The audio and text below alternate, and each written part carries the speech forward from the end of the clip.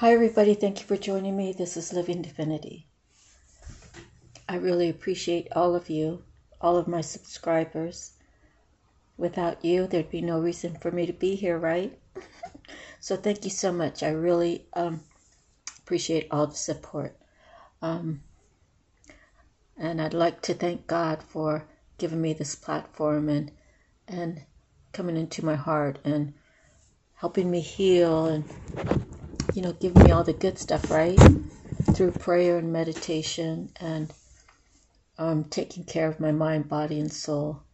I'm getting to where I feel full and whole. And it's a steady work in progress. And I'm not in any rush. I just, I want to be able to be as thorough as possible when reading. So today we're going to be doing the Akashic Tarot. And I discovered who's who in this. So the squirrels are wands. The roses obviously are cups. The forces are swords, and the keys are coins. So now that I'm a little more familiar with that, and I can probably interpret the cards a little bit better for you. But first, we're going to begin by reading out of the Bible.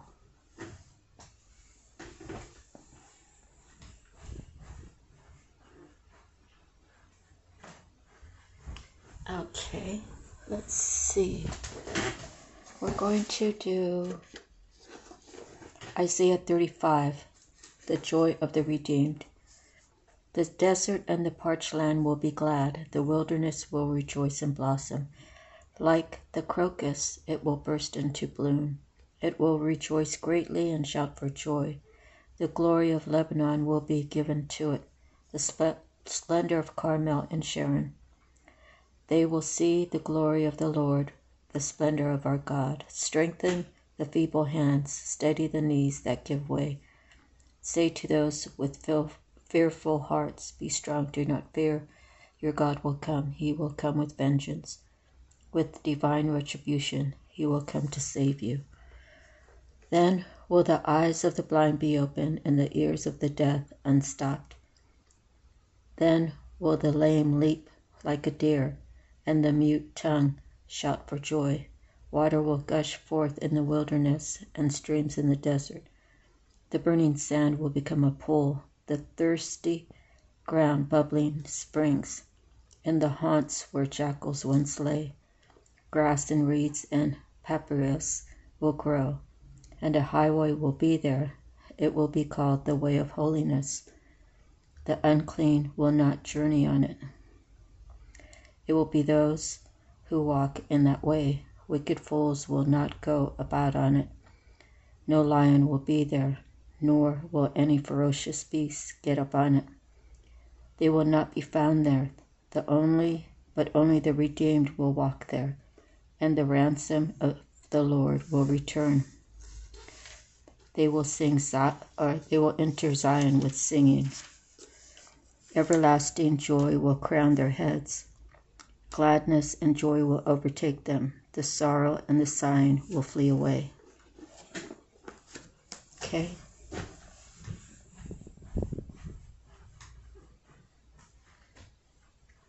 Alrighty. Whew. I gotta cool off a little bit. I just got done walking my dog and it's a little bit warm in here. You know how when you go for a walk, right? Everything feels a little warmer. Okay, so now I'm gonna go with Miracles Now. And when I respect my money respects me. What does that mean to me? It means when I'm careful and I make a point to not be wasteful, to think about my spending habits. it's going to reflect how much money that I'm able to save and hold on to. So when I hold on to money, money will hold on to me, right?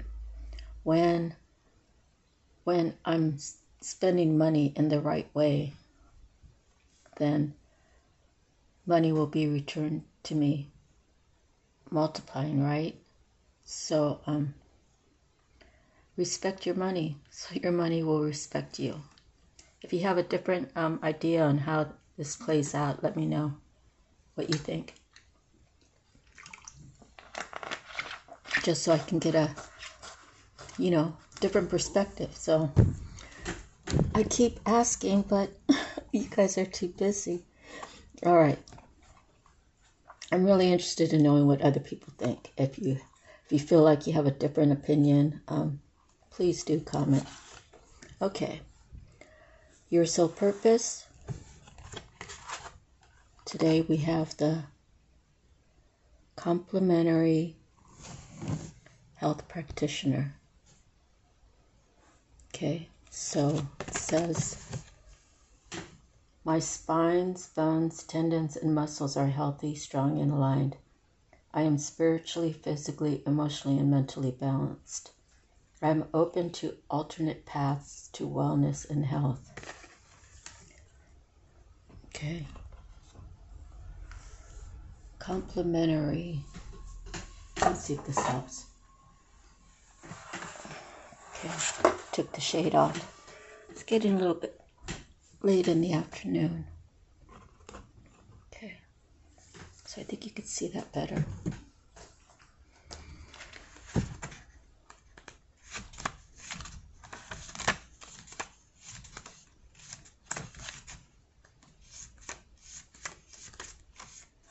And that is under healing.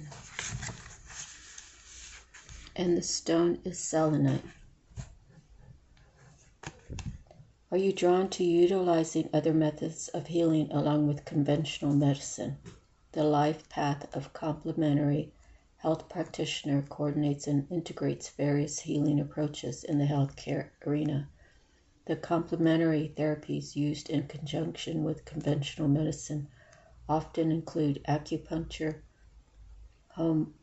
homeopathy, physical therapy, osteopathy, massage therapy, and body works, tai chi, yoga, and many other mind-body practices. When you draw the complementary health practitioner and selenite card, you are being called to research and incorporate non-mainstream therapies and practices into an approach for renewed health and well-being. Even though they may be outside science-based conventional medicine practices, complementary and alternative healthcare practices create an integrative path to health and wellness. Pulling this card signals you to contemplate if there is a practice within this life path that resonates for you. It might be that one of these modalities could be a perfect adjunct profession or personal practice to maintain health and vitality. Over the years, I've used selenite during periods when I need to realign my overall health in all levels, physically, mentally, emotionally, and spiritually. With conscious intention, selenite can be used to align your energy centers, the chakra system, so they are harmoniously working to support your well-being. Selenite amplifies your ability to consciously create desired circumstances and results. Part of the healing process includes finding the perfect combination of therapies to restore optimal health and rejuvenate the body. Take time to tune in to your own innate wisdom to realign your consciousness with love and well-being. Selenite is an excellent tool to quiet your mind. Let yourself hear or know the ancient wisdom within. Listen to your highest guidance and uncover various paths to wellness. Okay, so I forgot to pull a card out of the box. So let me see. It's kind of like not in the sequence I hoped to just keep in the same sequence. Alright, so here's one.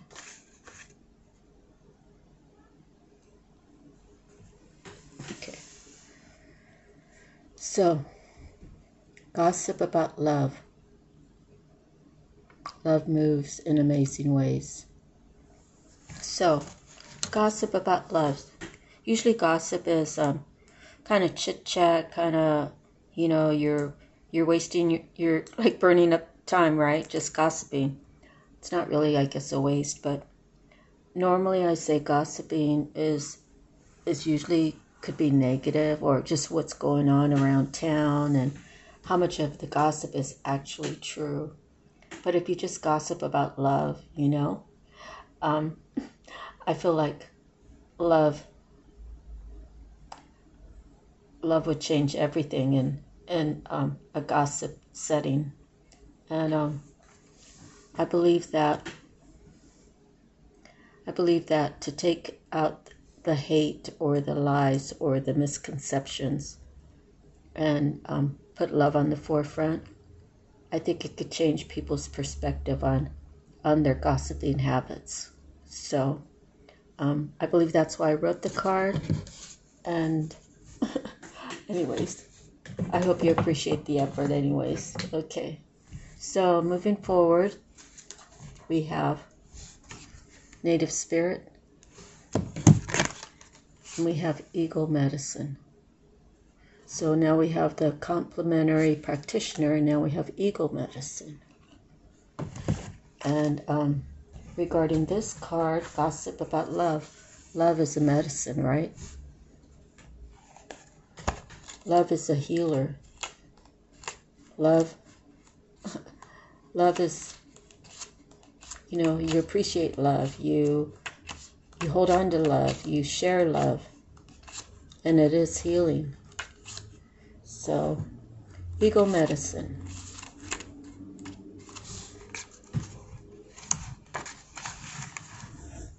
Profound connection to the Creator and the heavenly realms. As the eagle soars high above the earth, it has the ability to see things from a higher perspective. Courage and stamina are filling your life. You have the ferocity to right injustice and wrongs done to you or to others. This is the time to face fear and overcome it. Your native spirit wants you to know, if the Eagle Medicine card has chosen you, you are at the advent of the opportunity to truly see life from a rarefied vantage point. Eagles are considered one of the most sacred of all birds in many tribes and cultures. Their single-minded fierceness, dynamic energy, and ability to soar high are part of the reason for this. This card reminds you to take heart and face fear. It reminds you to take heart and face fear. You do indeed have the strength to overcome any adversity. You also have a direct line to the Creator. Your prayers are heard and will be answered in accordance with your highest good. You have the capacity to channel extraordinary life force energy through your hands. Go on an inner journey and imagine that you're an eagle. Feel the power of your wings, the clarity of your eyesight, and the power of your talents. As you do this, be aware of the energy of the majestic eagle filling you.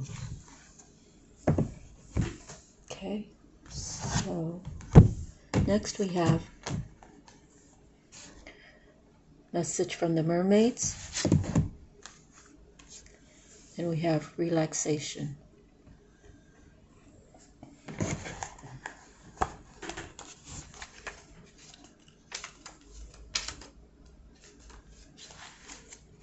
It's time for some rest and recuperation. Have you been overdoing things or working too hard? If so, relaxation is required now. Recharge and relax. Mermaids know how to relax, and this one is floating into your reading to say, chill out. Have you been overdoing things recently? Perhaps you're feeling tired or overwhelmed. When you set aside relaxation time, you'll find that you're better equipped to handle the challenges of life. If you've been feeling stressed, the card appearing in your readings is an urgent call to stop what you're doing right now and relax, because relaxation is very healing and can elevate many symptoms, mental and physical. Do you find it difficult to stop and relax? It's not uncommon to feel like this. Some of us feel the need to keep ourselves continually busy so as not to have to face our inner self. If this resonates with you, then you might find a meditation class helpful. Or you can go online and find a guided relaxation, or listen to therapeutic sounds of nature, especially of the sea. The sound of waves has a soothing and hypnotic effect, helping you to feel calmer and in a more relaxed state. There are plenty of videos on the internet you can watch for free also. If you have people around you who are a little hyperactive, firstly look at their diet, as food can have a huge effect on energy levels. Too much sugar, for instance, can send your system into overdrive. Have you heard the term sugar rush? So start by looking at the foods that calm the system, and start by eliminating processed sugars from your meals and snacks. Okay. Next we have Divine Feather. Here's the feather, and it belongs to the woodpecker. So I was kind of talking to myself earlier. Somewhere I was reading about, or I heard about cardinals, and I was thinking, I haven't seen one cardinal since I've been here. So on my walk, well, we have 3 parks. This one's Center Park, because it's located in the center of town, the main part of town, because you know Guadalupe is very long, skinny. And me and Tabo were coming out of the park, and I looked up, and there was a female cardinal up on the wire. So I was really amazed that, well, I was just thinking about it. I think during my last reading or before that, and it shows up because it's been, I remember being a kid regarding the woodpecker, and I remember hearing it, but I don't even hear those anymore. Okay, woodpecker is an intriguing bird with the ability to use its beak to bore into wood to extract insects. The woodpecker's brain is packed tightly inside the skull to protect it from repeated impact. This pecking is their call, sometimes called the drumbeat in lieu of song. The connection of drumming is mystical as well as shamanic. The drumbeat is called the heartbeat of Mother Earth and can symbolize new rhythms and paths opening.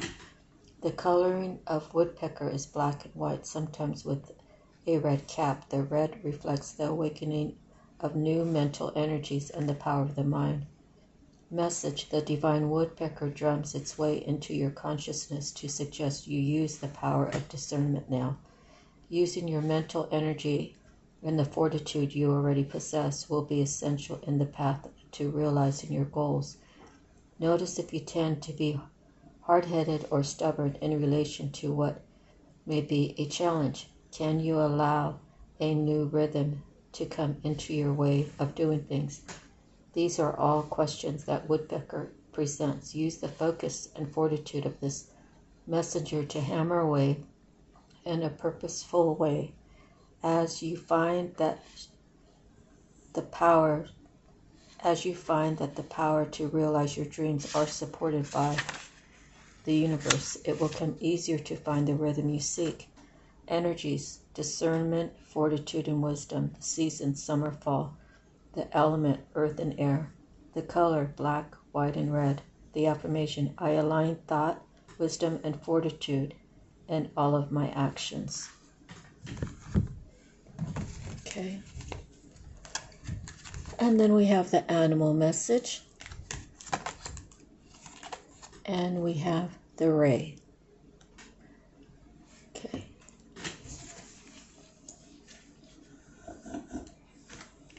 The Inner Harbor up there in Baltimore, they got their the National Aquarium is quite nice. It's I don't know how to explain the building. It sort of looks like a triangle kind of thing where it has a slanted roof. Anyways, they do have quite a bit of creatures to look at. However, the Monterey, I love the Monterey Aquarium. It's more tradition to like being in the ocean. They have all the rock formations, and you know, the glass is probably like 6 inches thick, and it's really deep. You have to walk down this little passageway. It's a beautiful, beautiful aquarium. Let's see, even as a kid, it's not actually an aquarium, but in Morro Bay they have it's like a swimming pool, an enclosed swimming pool, and in there they have the sea lions. And you know, you put some money in a little thing, and some fish bait comes out, and they already know.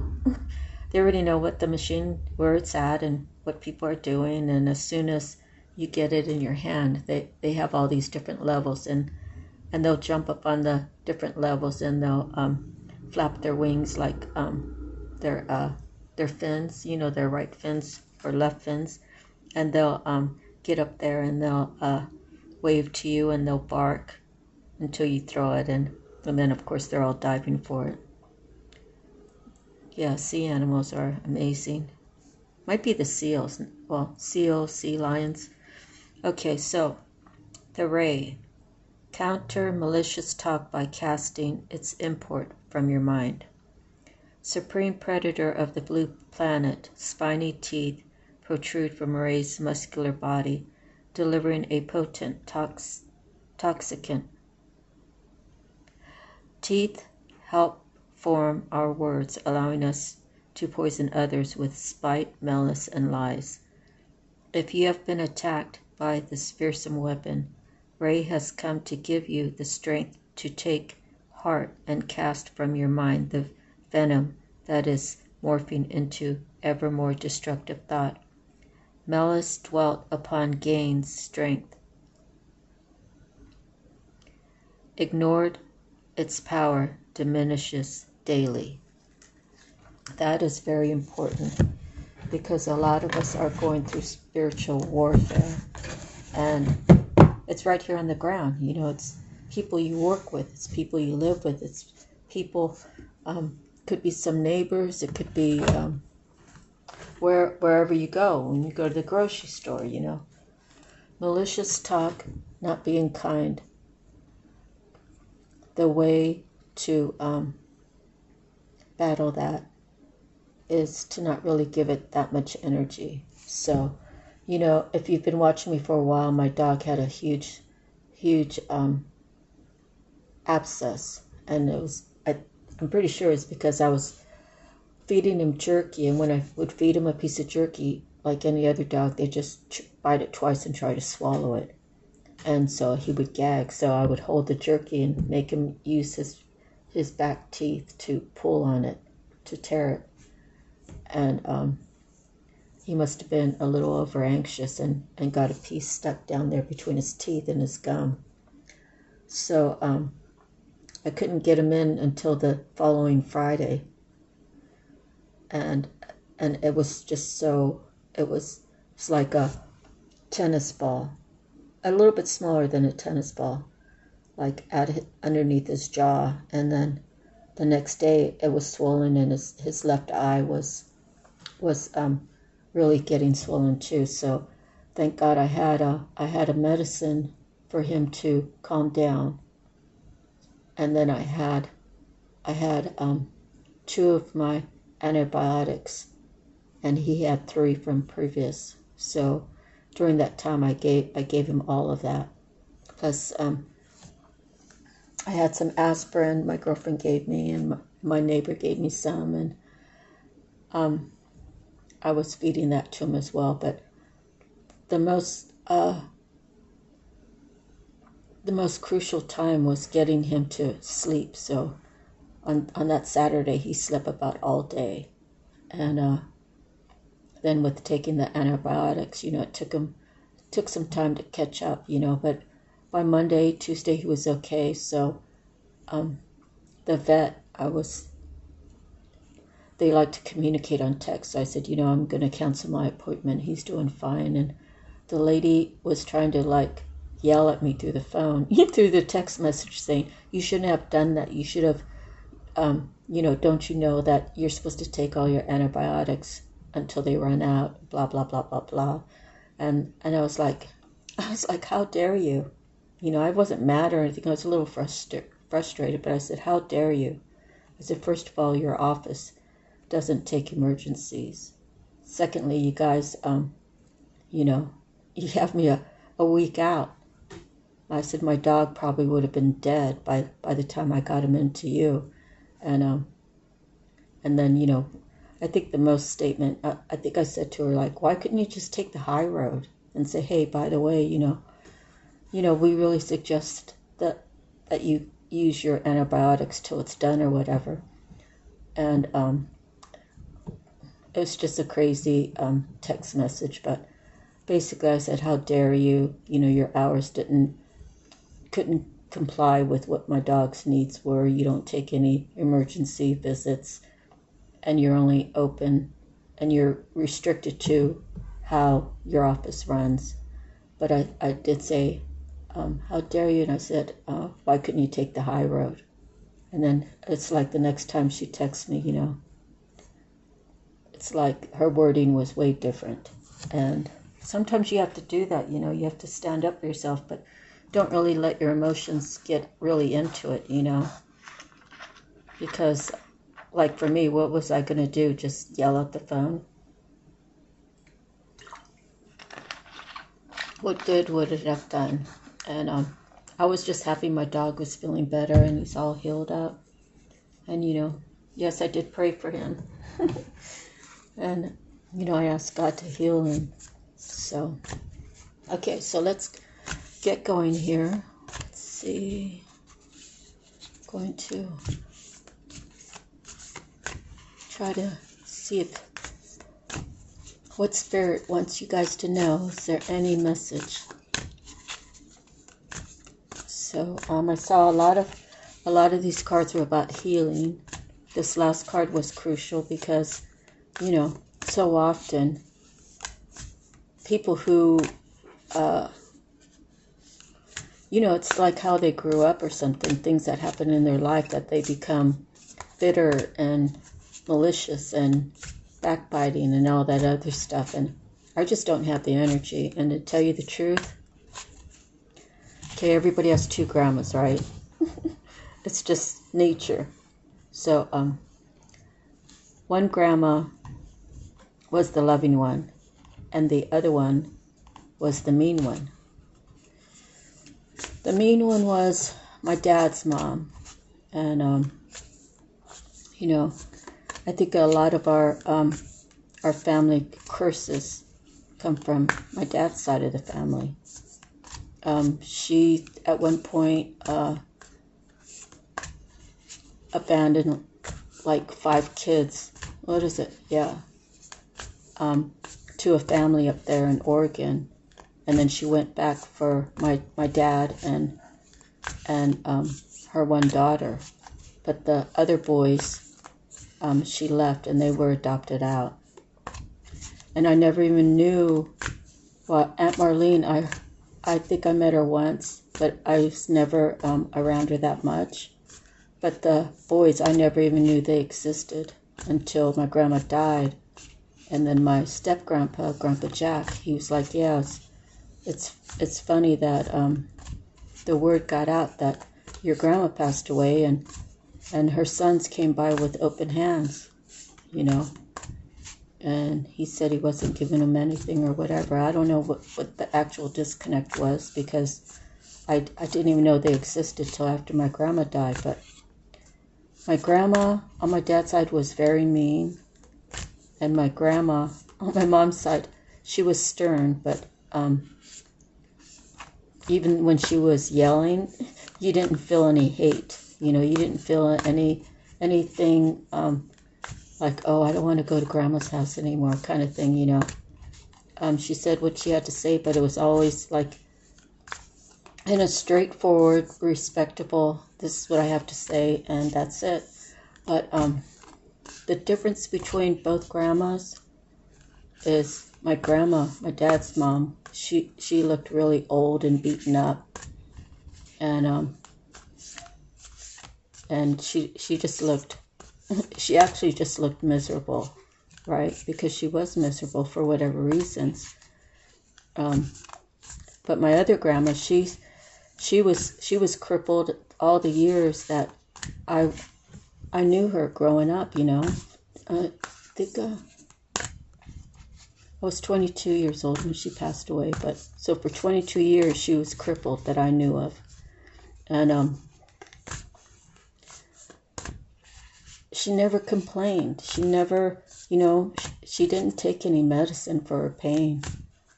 And I don't know how much pain she actually had. I really believe that God, even though she was crippled, that God kept her at an even pace. And she very rarely took aspirin. And I think it's by God's grace, like she aged very, very well. And so quick story about that is, I was about 8 years old, and I walked up on her. She always sat straight up, like usually crippled people are hunched over, right? That's how I imagine them anyways, but that wasn't my grandma. She always had her back square, and she always had the Bible sitting on her lap. And we called her Grandma with the little fingers. But I walked up on her, and I got like an inch away from her face. And I was like, Grandma, your eyes are bluish, grayish. I said, they're so pretty. And she just was, watch me watch her, and she was smiling.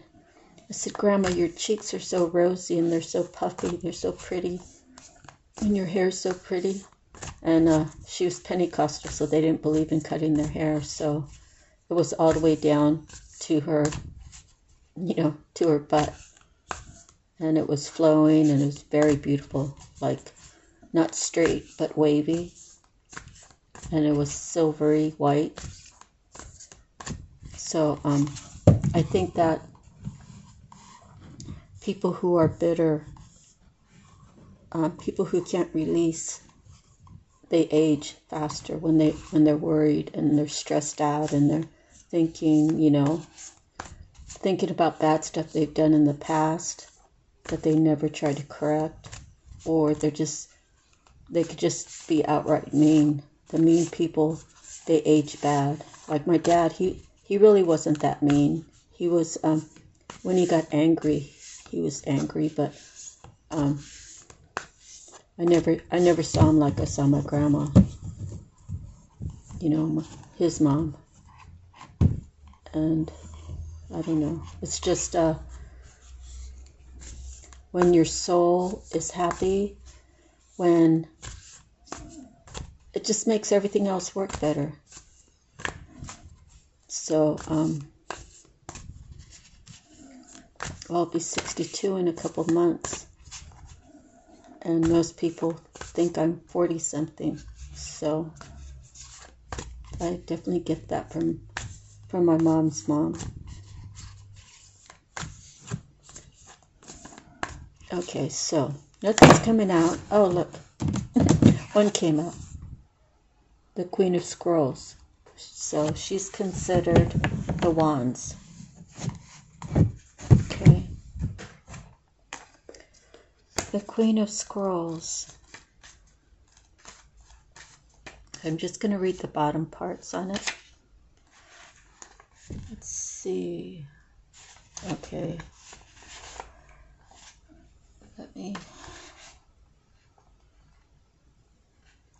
The Queen of Scrolls is a woman of higher mind, whom you may already know or have yet to meet. Her purpose is to help you move through the entryway to a new level of wisdom and understanding.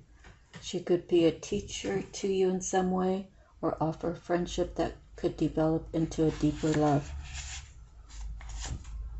This card indicates a phase of deepening understanding and readiness to learn. It's the perfect time for personal growth and expansive learning, whether it's mind, body, or spirit-centered. Open the mysteries that are hidden in the Akashic scrolls and step through the door of knowledge. Close your eyes and feel the Queen of Scrolls approach. As she hands you a scroll, your greater mind awakens. Feel the sparkling brilliance there. Okay, so let me pull a card out. The Six of Scrolls, the Sands of Time. Oops. Take these out.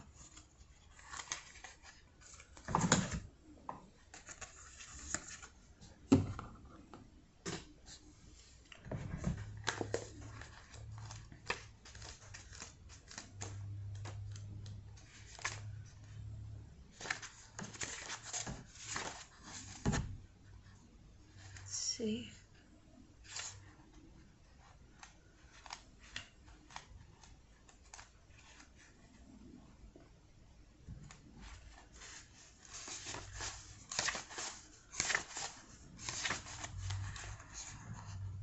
This card shows that in some matter of importance, time is of the essence. There could be an opportunity that you don't want to miss. It may be a project, situation, or personal connection that requires action or even completion.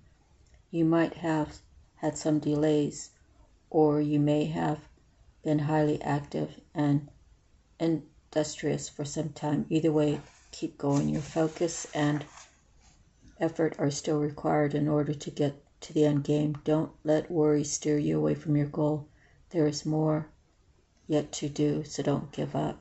Close your eyes and catch the energy of time. It feels almost as if you can ride it as it flows through your day, lifting your excitement, your enthusiasm, and your industry. Feel this now and realize that whatever you have to do, time is your gift and your tool. So I do have scrolls written down as wands, roses as cups, the swords as forces, and the keys as coin. So I kind of get tossed up between wands and swords, but we'll figure it out as we go along. Okay, so let's see what else we got. Spirit, what message do we have for the collective? Okay, I'm going to take this one. The One of Scrolls, you're on track. This is about someone who has looked at the map and has decided which train he's taking. And he's looking over his shoulder, but he knows he's already decided.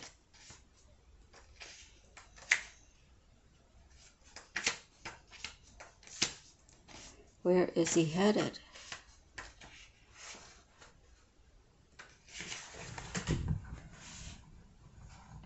Though travel or a move can be indicated by this card, the meaning is often about your choices and directions. You have been ambivalent about taking a certain track in your life with regard to a project, a relationship, a career directive, or even a location. But now it's time to decide. Even if you're not quite as assured as you'd like to be, the engine is smoking.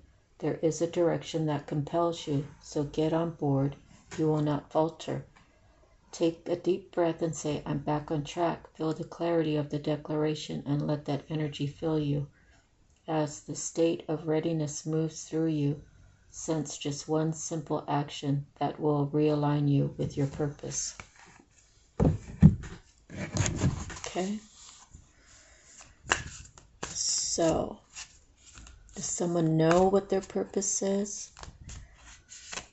Someone still trying to figure it out?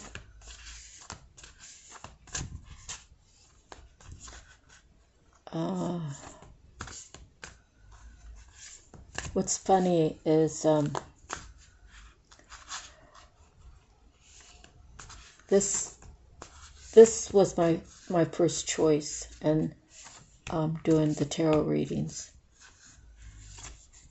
but I just wasn't sure if I could do it, and so I had to take time away from it. I mean, I still watch tarot, but the decision of accepting that this is what I'm going to do, I had to put on delay for myself. So that's when I started doing my paintings, and that was the beginning of my healing. So, okay, what popped out?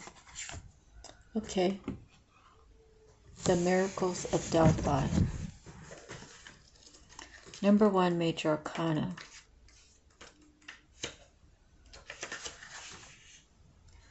The Pythia, or the priestess of Delphi, sits upon a high 3-legged seat.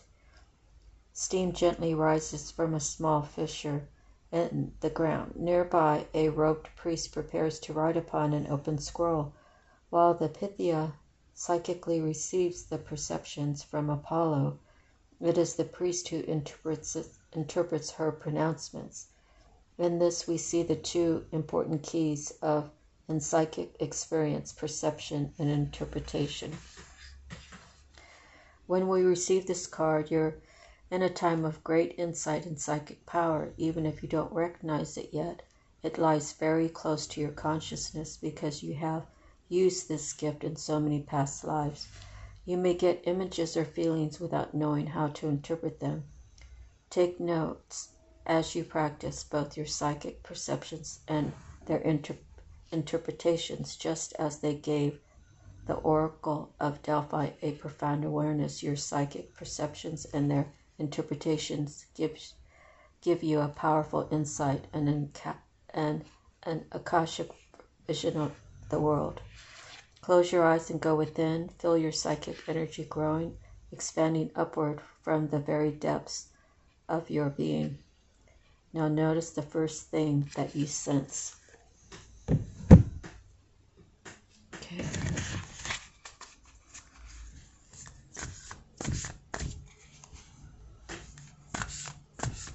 So before I started this reading, it was 7:40 p.m. Okay, this just popped out, and it's Archangel Gabriel. So it was 7:40 p.m. and my right ear started ringing.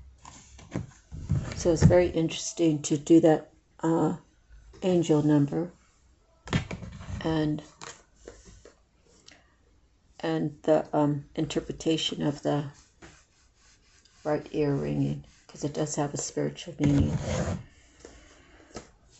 So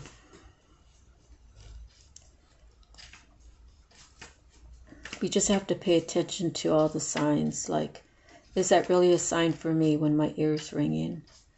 What does it mean? So you can do that as well for yourself. Like if you have time and all of a sudden you might be like on some sort of meditation time, right? And then you look up at the clock. See, it's a day off, it's not like you'd be at work and you sit in the parking lot and you're taking your hour lunch. But if you're at home and you're relaxing, meditating, maybe making a prayer to God, thanking Him for the day, and you might get nudged to look at the clock, and then you just take the time to look it up to see what the angel message is.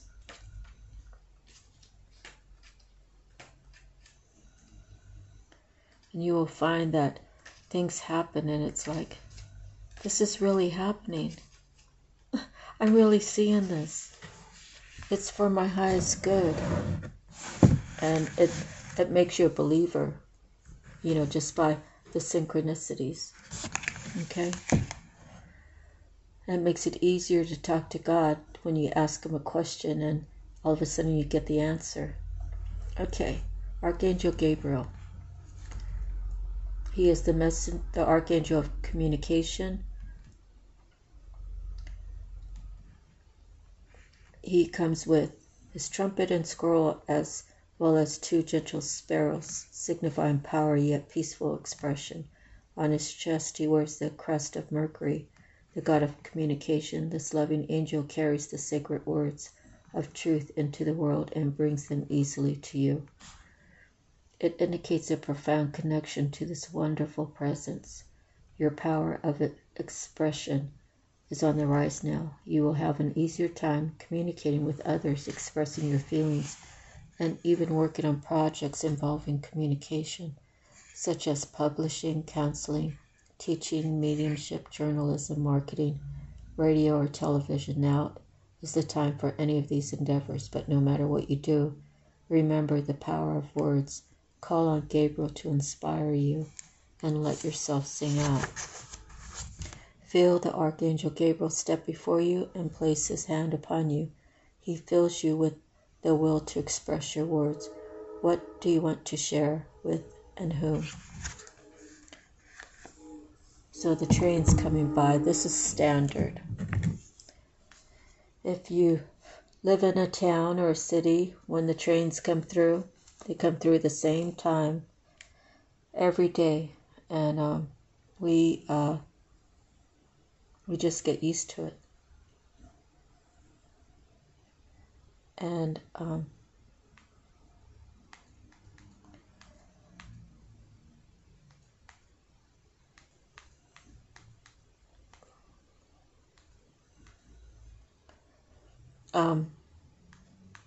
sometimes it comes in at like 11 at night.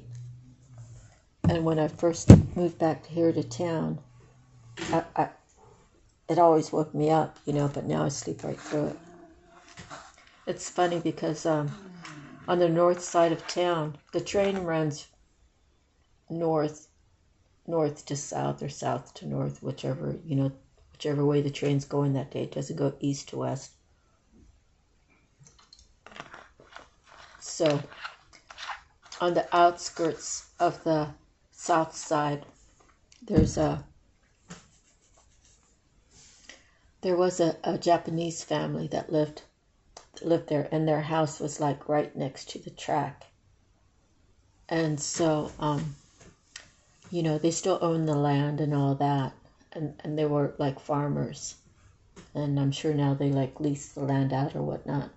But I went out there to buy some wood from the people who own the place now, and I wanted to do one of those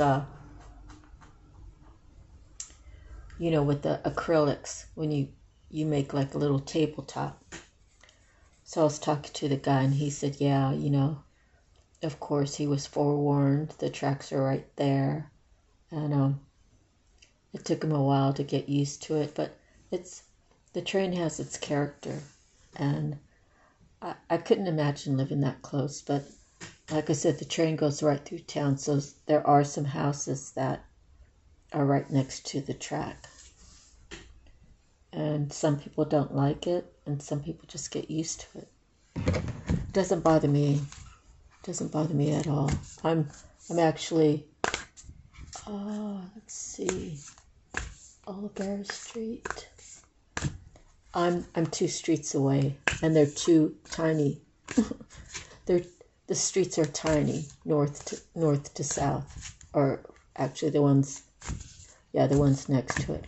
So let's see.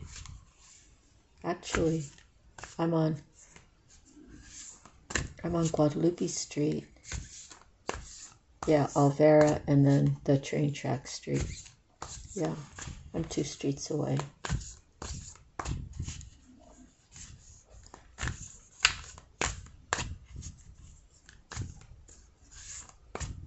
Back in the day, the train track on the north side, it crosses over a riverbed, the Santa Maria riverbed. And my brothers would cross it. And they said one time they were like halfway and the train was coming. They got out right in the nick of time, thank God. But people still do that stuff today. I want to know what time the train's coming. I want to have a watch before I try to cross that one. But I think they actually have a side part to it now where that's added on. I don't even go down there. Okay. Next we have the One of Forces. So the one would indicate a new beginning, right? One of Forces.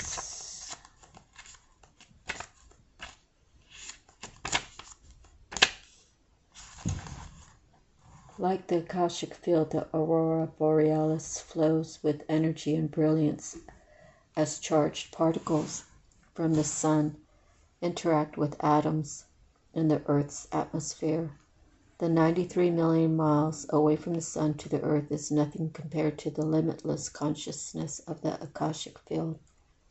All information, power, energy, and experiences vibrate within the realm of unending truth and possibility, and every bit of it can be yours. Receive this card is telling you that amazing opportunities abound at this time. You can increase and accelerate the experience by opening the doors to the Akashic records. Your life force energy resonates with universal synchronicity now. So you can explore the records and receive exactly the information that you need and the energy that can help. Engage in this pursuit with a conscious focus. Write your intentions and ask for inspiration. Meditate on the Akashic field and visualize your goals. The universe is ready and willing to align with you heartfelt desires, and now is the time to make them happen. Close your eyes and imagine yourself entering the boundless and brilliant Akashic field. It's almost as if you're stepping upon the Milky Way, and all of its stars roll out before you, offering their light and power. Feel this profound force igniting your dreams and lighting your way. Let's see. They're saying that it's like a lot of different locations are experiencing these crazy colored sunsets and stuff. And one of my nephews was in San Luis County, which is the next county up. I'm in Santa Barbara County. And he took some pictures, and they were really amazing. The sky was like purple.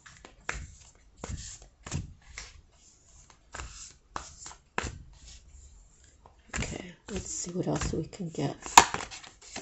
Okay. Oops. The divine physician. So we have another doctor, right? Another healing card. Major Arcana.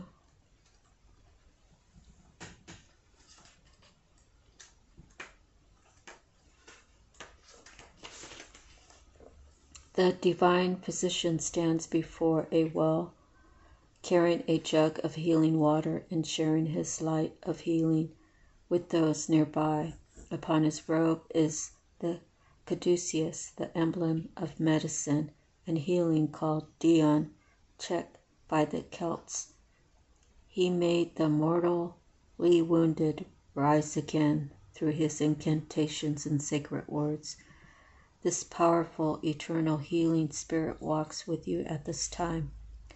This card indicates that you are moving into a time of magnificent healing on many levels. There's a person who can be a great healer for you, as well as a teacher who shares healing gifts that you can pass on to others. If you don't know this person yet, keep your eyes open. He or she is coming. You may also find yourself being called to help others at this time. Remember, the word and thought, belief and feeling are key components in healing the self and in teaching others to heal. They are important tools in the divine physical medical bag, so make sure they are a part of yours too. Know that the light of healing shines around you and through you. Such a radiant joy can bring well-being to all. Some of the divine physician Sense the divine position as he steps in front of you and pours the light and energy of perfect healing into you. Close your eyes and feel the radiant warmth of joyful health and well-being. Own the harmony and strength that fills you. Okay. So, but feeling kind of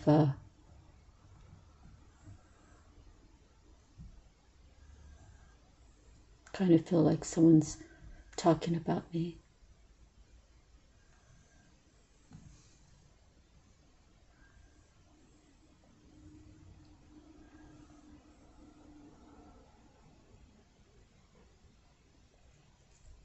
So we cleanse the space.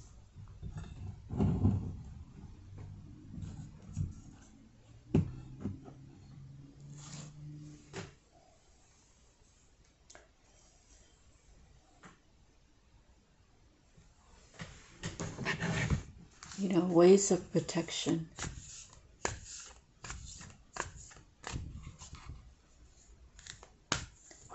Dear God, protect us all from malicious spirits. I denounce and I divorce any negative entities in or around my body. As a child of God,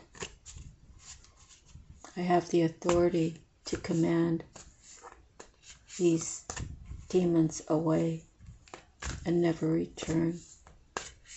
I ask God at this time to fill me up with His love, to seal my soul so no other negative entities can touch me. Thank you, God. Amen. So those aren't the exact same words, but God knows my heart, right? So you can review this and you can write it down, you can record it so you can have future references.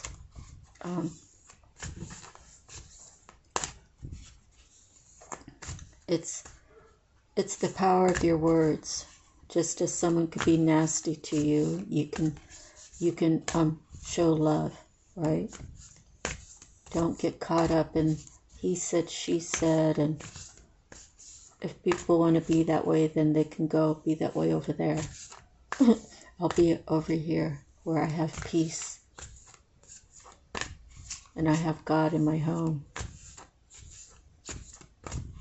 Okay, so take this one. 4 of Keys, clearing the way. So, could be a mental block, could be a physical block, right? Mental, physical, clearing the way. 4 of Keys. So, if I said that the keys are, in fact, coins, this doesn't really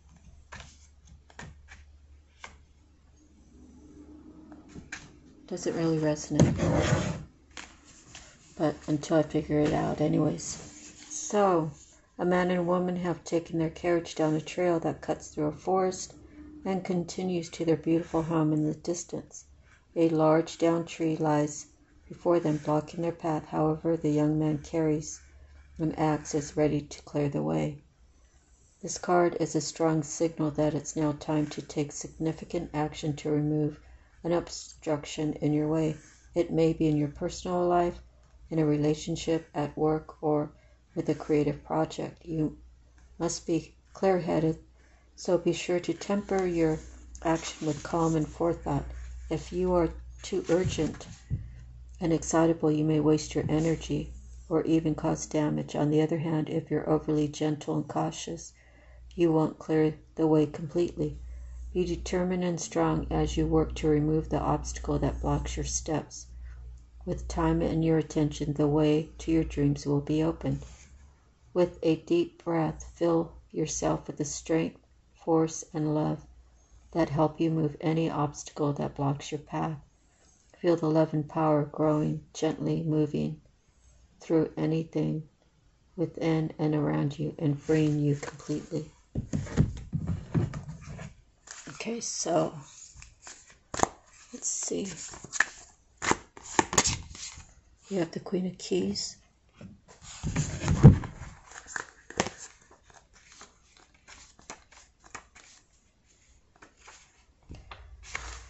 A queen dressed in a gown of rich colors and textures stands atop the tower of her great castle, happily looking over the rich, verdant hills of her domain. In the far distance, her husband returns from his travel. This card represents a woman of authority. She is sensitive, helpful, and thoughtful. She is confident in her authority, but always happy to celebrate the success of others. She could be a love interest for you or someone in your life. Besides referring to a positive woman of business, this card can represent you or another who is about to climb the ladder of success. Positioning in banking, investment, real estate, or management may be coming. Self-employment in any industry could also be at hand, as well as greater financial independence, increased authority, and creative autonomy at work. Take note when the Queen and King appear in the same spread. If the King and Queen are facing each other, which they would not because she's facing to the left and the cards go to the right. If they have their backs turned towards each other, there could be a break in communication or lack of connection and shared purpose. Feel the Queen of Keys beside you. Sense the support she has for you. She is ready to give you a key for your own life. This key may be a feeling, a word or idea, or a symbol that informs you in some way. Take this key now and sense what it means and how it feels. Okay, so let's just review the cards real quick. We have the Queen of Scrolls, the Six of Scrolls, the One of Scrolls, the Oracle of Delphi, Archangel Gabriel, the Akashic Field, the Divine Physician, the Four of Keys, and the Queen of Keys. So, we do have two queens. So, it's going to be different for everyone's story, okay? So, it could be girl, but these are the energies of the cards. So, sometimes a man can carry more feminine, just like a woman can carry more masculine. So, in this Queen of Keys is looking towards the Queen of Scrolls, and she's looking forward. So she doesn't have her back turned towards her, but they're not facing each other either. So let's see. What I want to try to do is get the tattoo tarot cards out.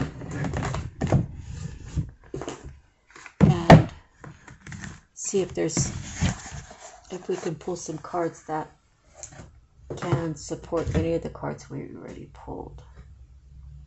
Okay.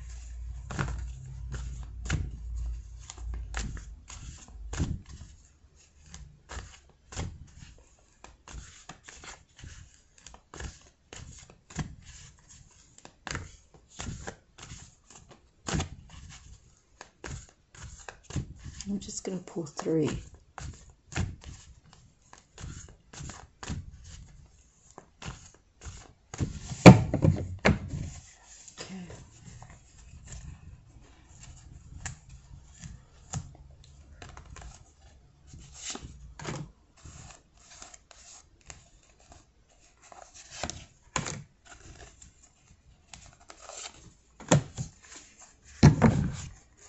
The bottom is the Four of Wands.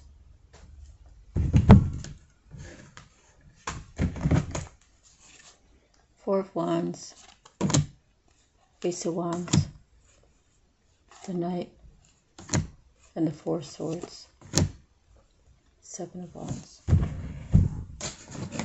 Okay, the three cards that I pulled, the Nine of Cups, the Empress, and the Six of Cups.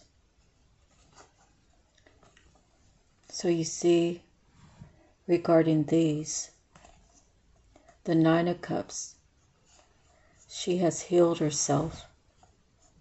She has all the love, right? And she just needs for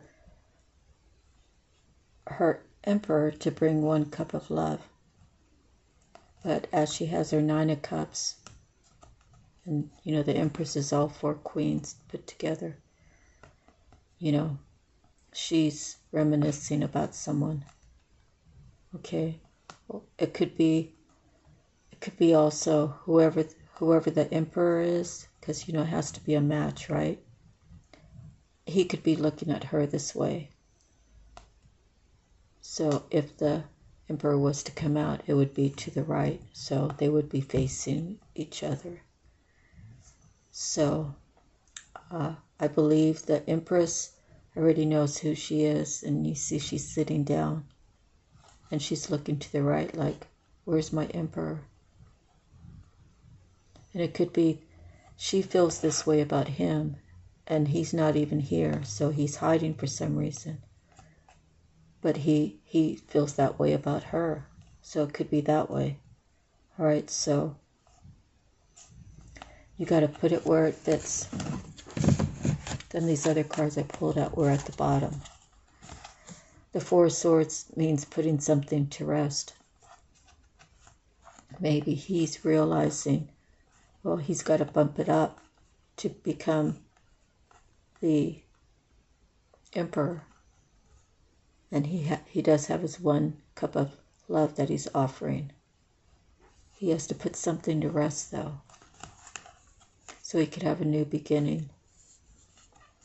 And then the Four of Wands. That's the marriage card. So I can't make it up. Those are how the cards came out. And we just have to accept it for those who are not part of this equation. Because sometimes we have the other people, right? The karmics viewing, right? So they just have to accept that basically a Emperor and an Empress that are a perfect match. Their love just doesn't stop. They were made for each other. They belong to each other. They have dreams and aspirations of being together. And no matter what, once the communication comes through, if you're not communicating, it's going to be a done deal. The Four of Wands keeps coming up. And that's what the cards say. So I hope it's for you if that's what you want. I hope it's for me. I know that I want it, but I'm patient, and I'm not really into dating and pretending to be something for someone else that I don't even intend. I won't even entertain anyone when I know that there's someone just right for me. Now, there may come a time when God might put someone in front of me, and I'll tell that person, hey, I don't want to jump into anything. I want to move slow on this, and don't think you're going to take me out to dinner and you get something, because it don't work that way. But then I'll just pray, and I'll say, God, what's going on here? Is this the way you want me to go? And I'll wait till God sends me a message. And I'll be patient. I've learned patience. These past 5 years, I've really learned patience, and I've been able to focus on myself and not have to worry too much about anything really. So I have plenty of time, and time can drive a person crazy, right? But not when you have God in your life. When you have God in your life, you have all the patience in the world, because this life is temporary. This life is not meant to last forever. So that's the thing. I mean, people have to realize that, and although, I wish my mom was still with me, there's no doubt about that, but losing her so early, and I know there's plenty of other people who lost their parents way earlier than that, but it was a reality that life has to go on, and we have to do the best we can with what we have. And that's kind of what I learned, and I've always been living with somebody. Growing up in a family of 9, there was always someone around, and then 2 marriages, and now I've been alone, and I'm not alone. So thank God for that. If I didn't have God in my life, I certainly would be going off the deep end somewhere, I'm sure. So it's a blessing to speak the words. I have God in my life, and I'll never change that. And I know my life here is temporary, so whatever work I do, I have to do as much positive that I can, and that's for honoring my God, your God, our God, right? It's honoring my ancestors. It's honoring my descendants. Because if I don't have anything good, then they're not going to have anything good. If I can't see into the future 7 generations and say, I'm praying for divine to work magic into this world, so in 7 generations,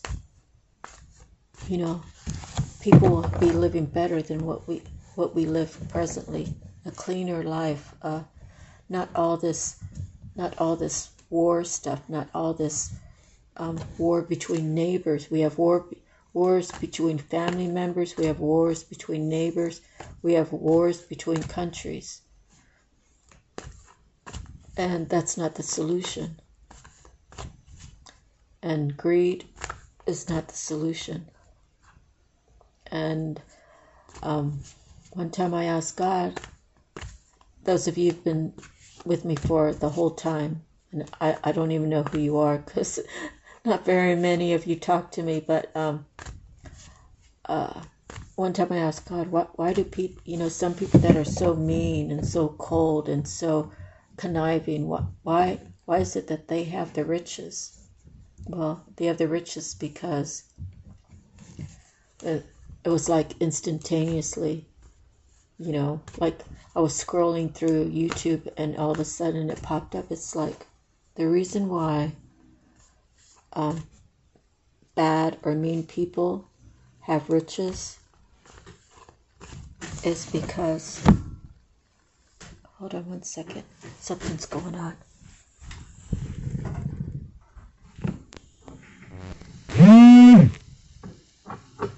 Okay. Let me see. Okay, shoot. Battery's running out.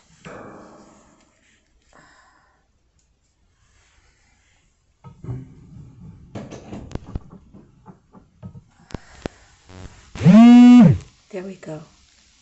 Okay, we're charging still. All right. So what it said was the devil will provide for someone. They'll give them what they want. But it comes at a cost. And I'm sure those people, you know, I'm sure those people made a deal with the devil and said, give me what I want. And energetically, they said, yes, I want it. And I don't care what the end result is after I leave this world. But this world, during this time, I want it. And so the people who have all the riches but are really, really cruel or really not fair or really not nice people, the door is always open. Now, I might have got that one part, you know, they sold themselves to the devil, okay? You know, so you can delete that or you can add it however you feel right about it. But basically it said that the devil will give people what they want. But the door is always open for them to leave. And they're so comfortable with everything they have, they don't think they need God in their life. See? So it's not even as if, you know, I never wish bad on people. You know, and I think the devil will set you up. He will put those thoughts in your mind, and then you have to say, no, I don't wish for anybody to die. I don't wish for anyone to not have their businesses. I don't wish for their businesses to crash down. I don't wish, you know, I celebrate everybody's successes because I'm not a jealous person. And I know that, you know, your heart has to be in the right place, because even if you have all that money, even, you know, I had a family member who, my father-in-law got sick, and she was pretty pompous about it. And she said in front of everybody, yeah, I told the doctors, you know, whatever it takes, I have it. I have the money, whatever it takes to fix my daddy. And the awful thing is, the truth is, you know, which has already come to pass, but the truth is, it doesn't matter how much money you have, when God's ready to take you, the money can't buy you any more life, right? So what is money? It doesn't mean anything. You know, I mean, it's good to have, but you have to use it for the right reasons. You have to have it for, you know, you have to be able to discern, right? What's the most important? If you had $1 million, or if you had $10 million, would you just hoard it? You know, or would you be smart, right? You would probably reinvest it. You would probably, you know, maybe buy up some property and plant some orange trees or something, and have an orchard, something that's going to be long term. You know, how long do orange trees last? I don't know, 20 years? And if you did all that right and you just cut down the bad ones and planted new ones every so many years, you'd have a lifetime of oranges. So that could be money, right? And what do? You water it, you trim it, you make sure that the soil's good, and then you harvest it when it comes through. You know, and then you can take so much money and you can donate it. You can help build a school, or you can help you know, you can help some kids out there who are really talented, but you know, they're just not in a position to you know, go to college. You know, they tell people go to college. You know, the colleges are like $30,000 a year or something. I don't even know what they are these days, but if you go to college for 4 years, that's $120,000 if you just go for all the loans. How will you pay that back? And you know, and then the government's actually forgiving all those. So the people that worked hard to pay their loans off. You know, they worked hard. They took the money out and put it towards the loans, and then you have all the other people that were forgiven. So I guess it's good for those that have been forgiven, but what about the people who actually paid it all back? You know, it's definitely a two-sided sword, right? So anyways, let's do the time thing. And it's 9:09. And then we'll close it out. So again, you know, I'm not I'm not trying to say anything bad about anyone from my past, but I will say the truth. Okay? I'm not trying to knock anybody. It's just the truth. And I think that you know, someone really had a wake-up call. Not that I wanted to see my ex-father-in-law pass away, but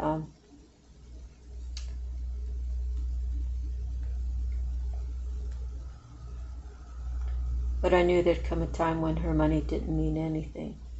And that's just that would be a natural statement. Okay, so let's see what Joanne has to say.